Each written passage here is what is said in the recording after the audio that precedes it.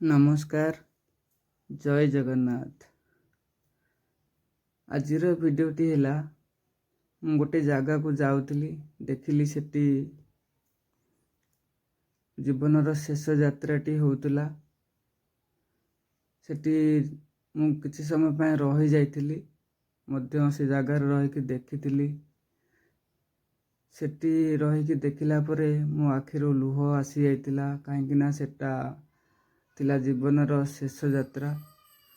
ମୋହମାୟା ସବୁ ଆମେ ପଡ଼ିକି ରହିଛନ୍ତି, କିଛି ଜାଣିପାରୁନାହାନ୍ତି। କିନ୍ତୁ ଆମେ ଯାହା କିଛି କରିବା ସେସବୁ ଏବେ ଶେଷବେଳେ ଆମେ କିଛି ନେଇକି ଯିବାନି, ଖାଲି ଯିବା।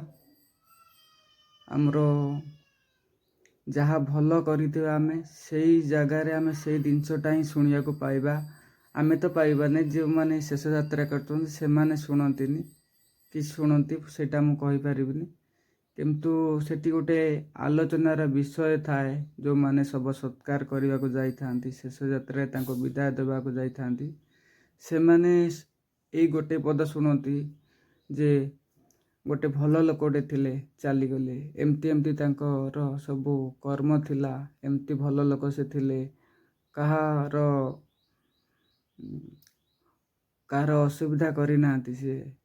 ଏମିତି କିଛି ଭଲ ଥାଏ, ତାଙ୍କରି ବିଷୟରେ ସବୁ ଆଲୋଚନା ହୁଏ। ଯଦି ଆମେ ଭଲ କର୍ମ କରିଥିବା ତାହେଲେ ଭଲ ଶୁଣିବା, ଖରାପ କର୍ମ କରୁଥିଲେ ଖରାପ ଶୁଣିବା। ସେ ଯାହା ହଉ, କିନ୍ତୁ ଆଜି ଭିଡ଼ିଓଟିରେ ଆମେ ଗୋଟେ ବଡ଼ ଶିକ୍ଷା କରିବା। ବାପା ମାଆଙ୍କୁ ସେବା କରିବା, ଭାଇ ବନ୍ଧୁଙ୍କ ସହିତ ଆମେ କେବେ ଝଗଡ଼ା କରିବାନି। ଯିଏ ଖରାପ ଲୋକ ତାଙ୍କୁ ଆମେ କ୍ଷମା କରିଦେବା। ଯଦି ସେମାନେ ବଦଳିବେନି ତାହେଲେ ଆମେ ତାଙ୍କଠୁ ଦୂରେଇ ଯିବା। କିନ୍ତୁ ଆମେ ତାଙ୍କର କିଛି କ୍ଷତି କରିବା ପାଇଁ ଚାହିଁବା ନାହିଁ କି କରିବା ନାହିଁ। ଏଇଟା ଗୋଟେ ଜୀବନରେ ଆମେ ଶିକ୍ଷା କରିବା। ଶିକ୍ଷା କରିବା ଏଇଥିପାଇଁ ଯେ ଆମେ ଯିବା ବେଳେ କିଛି ନେଇକି ଯିବାନି। କେବଳ ଆମେ ଶୁଣିବା ଦିପଦ ଯେ ଆମେ କାହାର ଭଲ କରିଥିଲେ। ଯଦି ଆମେ କାହାର କ୍ଷତି କରିଥିବା ତାହେଲେ ଆମେ ଖରାପ ହିଁ ଶୁଣିବା। ଆମେ କିଛି ପରିଶ୍ରମ କରିନଥିବା, ଆମେ ପାଇବା ଆଶା ରଖିଦେବା। ଆଉ ଏଇସବୁରୁ ଟିକେ ଦୂରେଇକି ରହିବା।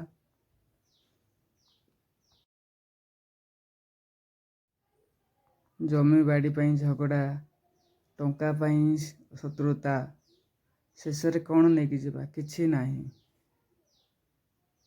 ସେଥିପାଇଁ ପ୍ରାୟ ଗାଁ ଗହଳିରେ ବହୁତ ଲୋକ ଅଛନ୍ତି,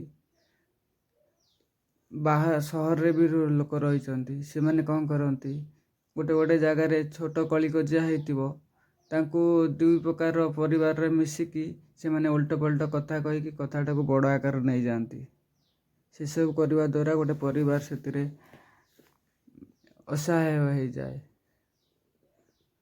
ଆଉ ସେମିତି କରନ୍ତୁନି, ଭଲ ରାସ୍ତାରେ ଚାଲନ୍ତୁ। ଆପଣ ଯଦି କେଉଁଠି ପରିଶ୍ରମ କରିନାହାନ୍ତି ତାହେଲେ ସେଠୁ କେବେ ପାଇବାର ଆଶା ରଖନ୍ତୁ ନାହିଁ। ଆଉ ଯଦି ଆପଣ ପାୱାରରେ ଅଛନ୍ତି, ପଇସା ବଳରେ ହଉ, ଆଜିକାଲି ଜାଣିଥିବେ ବହୁତ ଅସମାଜ ବ୍ୟକ୍ତି, ଯେଉଁମାନେ ଅସାମାଜିକ ବ୍ୟକ୍ତି, ଖରାପ ଲୋକ, ସେମାନେ ବଡ଼ ପଦବୀରେ ରହୁଛନ୍ତି। ବଡ଼ ପଦବୀରେ ରହିବା ଦ୍ୱାରା ସେମାନେ ସବୁ କ୍ଷେତ୍ରରେ ଜିତି ପାରୁଛନ୍ତି। ହେଲେ ମରିଗଲା ପରେ ଶେଷ ଯାତ୍ରା ଯେତେବେଳେ ହୁଏ, ସେତେବେଳେ ସେଇ ଶବ୍ଦ ହିଁ ଶୁଣନ୍ତି, ବହୁତ ଖରାପ ଲୋକ ଥିଲା, ଚାଲିଗଲା, ଦୁନିଆରୁ ଭଲ ହେଇଛି। ଏଇସବୁ କଥା ଶେଷରେ ହିଁ ଶୁଣିବାକୁ ପଡ଼େ। ସେସବୁର ପାତ୍ର ଆପଣମାନେ କେବେ ବି ହୁଅନ୍ତୁନି। ନିଜର ହକ୍ ହିସାବରେ ଚାଲନ୍ତୁ। ଆପଣ ଖର୍ଚ୍ଚ କରିଛନ୍ତି, ଆପଣ ପାଇବେ। ଆପଣ ବିନା ଖର୍ଚ୍ଚରେ କେମିତି କେଉଁ ଜିନିଷଟି ପାଇବେ? ପରିଶ୍ରମ କରୁଛନ୍ତି, ପରିଶ୍ରମର ଫଳ ପାଇବେ। ଏହି ରାସ୍ତାରେ ଯିବେ। ଯଦି ଆପଣ ପାୱାରରେ ଅଛନ୍ତି ତାହେଲେ ପାୱାର ସଠିକ୍ ଭାବରେ କାମରେ ଲଗାନ୍ତୁ। ଆଉ ନିଜେ ପାୱାରରେ ଅଛନ୍ତି ବୋଲି ଭୁଲକୁ ଠିକ୍ କରିଦେବେ, ଠିକ୍କୁ ଭୁଲ କରିଦେବେ, ଏମିତି କେବେ ବି କରନ୍ତୁ ନାହିଁ।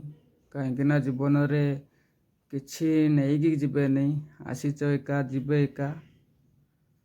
ଆଜି ମୁଁ ସେଠି ରହିକି ବହୁତ ମନ କଷ୍ଟ ହୋଇଥିଲା। ତାଙ୍କ ପରିବାର ଲୋକ କାନ୍ଦୁଛନ୍ତି। କିଛି ଦିନ ପରେ ଭୁଲିଯିବେ। ପୁଣି ସେଇ ଟଙ୍କା ପଇସା କ'ଣ ରଖିଥିଲା, ବାପା ମା' ଯାହା ବି ଥିବେ, ତା ପାଇଁ ଘରେ କଳି ଝଗଡ଼ା ଲାଗିବେ।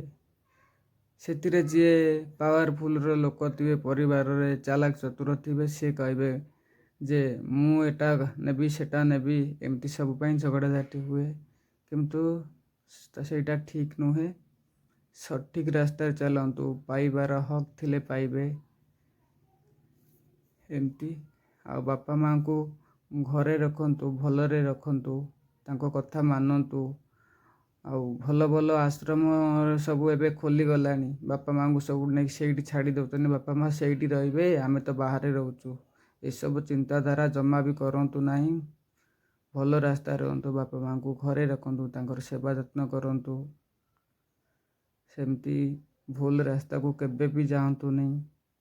ବାପା ମାଆଙ୍କର କର୍ମ ଯେମିତି ଆପଣମାନେ ଭଲରେ ବାପା ମାଆ ରଖିଥିଲେ, ସେମିତି ଆପଣମାନେ ବାପା ମାଆଙ୍କର କେହି ବି କେବେ ଋଣ ଶୁଝି ପାରନ୍ତିନି।